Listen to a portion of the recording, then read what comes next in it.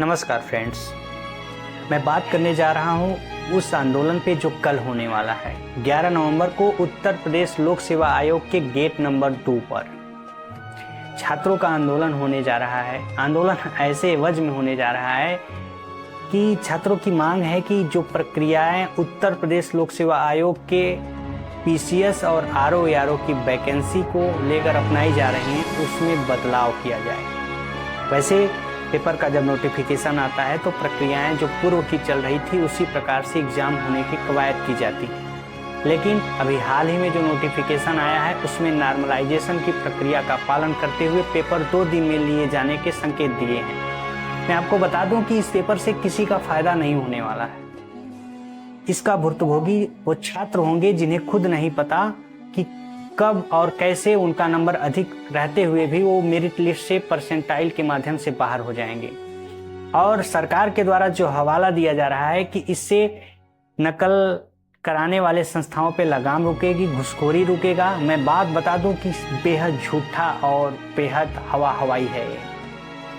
इससे अगर नकल रुकता और संस्थाओं पे लगाम लगती तो पूर्व में भी कई सारी ऐसी परीक्षाएं हैं जो 2 दिन में 3 दिन में आयोजित की जाती हैं।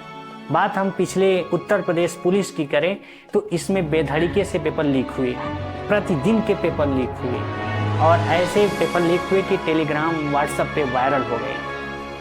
सरकार को शर्मसार होने की बजाय अपनी गलतियों को सुधारने की बजाय सफाई दिया गया, लेकिन छात्र नहीं मानते हैं, सड़क पे जाते हैं, आंदोलन करते हैं और अपनी बात मनवाते हैं। पेपर दोबारा होता है। 2022 का नोटिफिकेशन आता है पीसीएस का और आरओ का। 2023 बीता, 24 के 1-1.5 महीने शेष हैं, लेकिन अभी भी पेपर हो रहे हैं। अलाउंस तो सिर्फ डेट और नियमों में बदलाव की।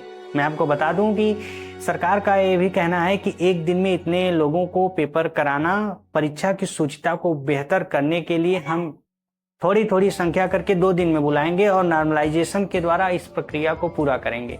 मैं आपको बता दूं कि बेहद हंसी और निंदा की बात है कि 7-8 सालों तक शासन करने के बाद अगर कोई शासक ये कहता है, देश का, प्रदेश का अगर कोई शासक ये कह रहा है कि हमारे पास संस्थाएं या विद्यालय या स्कूल उतने अच्छे मॉडिफाई लेवल पे नहीं है कि हम परीक्षा की शुचिता को बिल्कुल साफ और फ्रेश तरीके से निर्धारित करके करा लें, तो हंसी है ऐसे प्रशासन पे, ऐसे कानून व्यवस्था पे और ऐसे शासक पे। 7-8 सालों के शासन के बाद अगर आप पीसीएस के 5,75,000 और आरओ की 11 लाख के छात्राओं का जो आवेदन है उनके पेपर को आप सही तरीके से कराने में असमर्थ रहते हैं तो थू है ऐसी शासन व्यवस्था पर। मैं आपको बात बता दूं कि सुप्रीम कोर्ट ने भी हमारे पक्ष में टिप्पणी करते हुए कहा है, आयोग को फटकार लगाया है कि आयोग अगर कोई परीक्षा का नोटिफिकेशन जारी करता है तो बीच से नियम में बदलाव नहीं कर सकता। परीक्षा के नोटिफिकेशन के पहले ही नियमों में बदलाव हो जाने चाहिए, लेकिन आयोग नहीं मानता है। बात इलाहाबाद के बार एसोसिएशन की करें, हम बात इलाहाबाद के बार एसोसिएशन की करें तो उसने भी छात्रों के पक्ष में अपना समर्थन दिया है। मैं यहाँ तारीफ सपा सुप्रीमो अखिलेश यादव का भी करना चाहता हूँ, जिन्होंने छात्रों के इस आंदोलन के पक्ष में बयान दिया और कहा कि छात्रों के साथ कंधे से कंधा मिलाकर के हम इस आंदोलन को सफल बनाने में जो भी हर संभव प्रयास हो सकेगा करेंगे। मैं बात बता दूं कि सरकार कुंभ का आयोजन कराने जा रही है, महाकुंभ होने जा रहा है, अच्छी बात है, जिसमें लगभग 11 से 13 करोड़ श्रद्धालु आएंगे। गंगा के किनारे पूरा का पूरा शहर बसाया जाएगा, बेहद अच्छे तरीके से व्यवस्थाएं की जाएंगी, जो अच्छी बात है। लेकिन छात्रों का एग्जाम 5 लाख और 11 लाख छात्रों का एग्जाम सूचित तरीके से, सही तरीके से नहीं कराया जा रहा है और हवाला दिया जा रहा है कि व्यवस्थाएं नहीं है। ऐसे दोगलेपन रवैये से, ऐसे तानाशाही रवैये से मैं तो बस यही कहना चाहूंगा कि तुम्हारी फाइलों में गांव के रंगत गुलाबी हैं, तुम्हारी फाइलों में गांव के रंगत गुलाबी हैं, मगर ये आंकड़े झूठे हैं, ये दावा किताबी है। रियल स्थिति कुछ और है। जो इस सिस्टम का भुक्तभोगी हुआ है, जो इस सिस्टम में पीसा जा रहा है, उससे पूछिए। 2 साल से कोई एग्जाम अच्छे से नहीं हुआ, मिला तो सिर्फ डेट, न जाने कितने छात्रों का एज ओवर हो गया, वो अपने घर वापस लौट गए। मैं आपको याद दिलाना चाहता हूँ कि ये सिर्फ एक छात्र नहीं होते हैं, इनके पीछे होता है इनका पूरा परिवार, पूरा गांव। अगर कोई बच्चा असफल होता है तो उसके परिवार, उसके गांव वाले किसी दूसरे ऐसे बच्चे को जो होनहार है, अच्छा है, पढ़ने का मौका नहीं देते हैं। बच्चियों की पढ़ाई रोक दी जाती है और उसके पीछे सिर्फ वो बच्चा जिम्मेदार नहीं है, जिम्मेदार है प्रशासन ने नकलीपन रवैया, लूट खसोट की राजनीति। धर्म पर और जाति पर राजनीति करने वाले लोगों को सोचना चाहिए कि कल वो भी इसी सत्ता के शासन में पीसे जाएंगे। आज ये शासन कर रहे हैं, कल कोई और शासन करेगा, और शासन का जो लत लगा है, जो नई नई जो ताकत मिली है, इसको इस्तेमाल जरा संभाल के करना होगा। मैं आपको बता दूं कि शासक और सत्ता पे काबिज लोग ये भी भूल गए हैं कि जो हमें शक्ति मिली है वो हम नागरिकों से ही मिली है। भारत की उद्देशिका का पहला वाक्य ही यही है कि हम भारत के लोग भारत को एक संपूर्ण प्रभुत्व संपन्न, हम भारत के लोगों से शक्ति लेकर के हम ही पे लागू कर रहे हैं, और हम ही को हमारे ही पक्ष में जो हमें निर्णय गलत लग रहे हैं उसको मनवाने के लिए हमें धरना देना पड़ रहा है, आंदोलन करना पड़ रहा है। गांधी के इस देश में शासन के सत्ता से लबोलब शासक को धिक्कार है।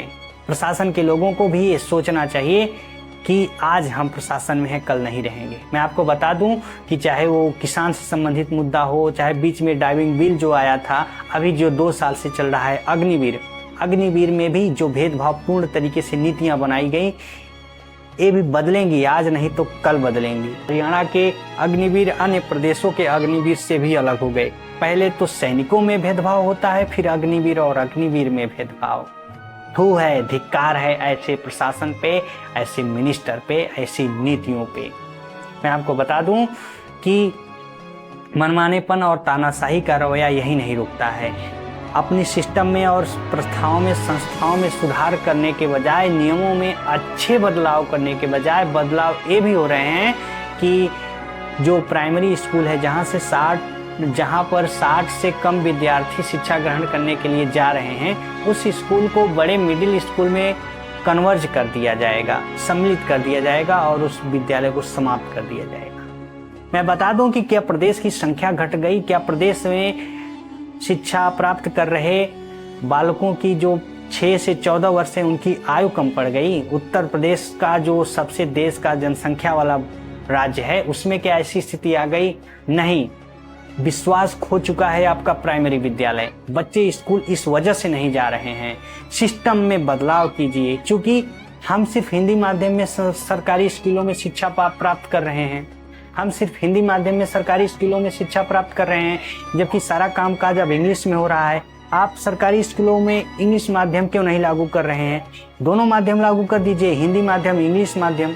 क्या शिक्षकों को पढ़ाने में कोई तकलीफ होगी? कोई तकलीफ नहीं होगी, क्योंकि वो हिंदी और इंग्लिश दोनों का पेपर क्वालिफाई करके शिक्षक बनते हैं। आप बदलाव नहीं करना चाह रहे हैं, क्योंकि इससे कारपोरेट जगत को बहुत बड़ा नुकसान होगा, जो आपकी वोट बैंक की राजनीति में आपका सहयोग करते हैं। आपको अच्छा खासा चंदा वहां से आता है, इलेक्टोरल बॉन्ड के माध्यम से। सुप्रीम कोर्ट ने भी आपको पहले भी बेनकाब कर चुका है। मैं आपको बता दूं कि दिल्ली में ऐसी व्यवस्थाएं लागू हैं जहां इंग्लिश माध्यम और हिंदी माध्यम दोनों साथ साथ चलते हैं, और प्राइमरी विद्यालय में, इवन की सरकारी विद्यालय में लोगों को एडमिशन लेने में कोई तकलीफ नहीं है, संख्या फुल है। लेकिन उत्तर प्रदेश के विद्यालय खाली नजर आ रहे हैं और उसको सुधारने की बजाय बंद करने की कवायद की जा रही है। ऐसे प्रशासन को चलाने वाले लोगों और सलाह देने वाले सचिवों पर भी धिक्कार है। आप हमारे इस चैनल पे नए हैं तो हमारे चैनल को सब्सक्राइब कीजिए, लाइक कीजिए, शेयर कीजिए, और इस आंदोलन को सफल बनाने के लिए ऑनलाइन ऑफलाइन माध्यम से हमारा समर्थन कीजिए। धन्यवाद, नमस्कार।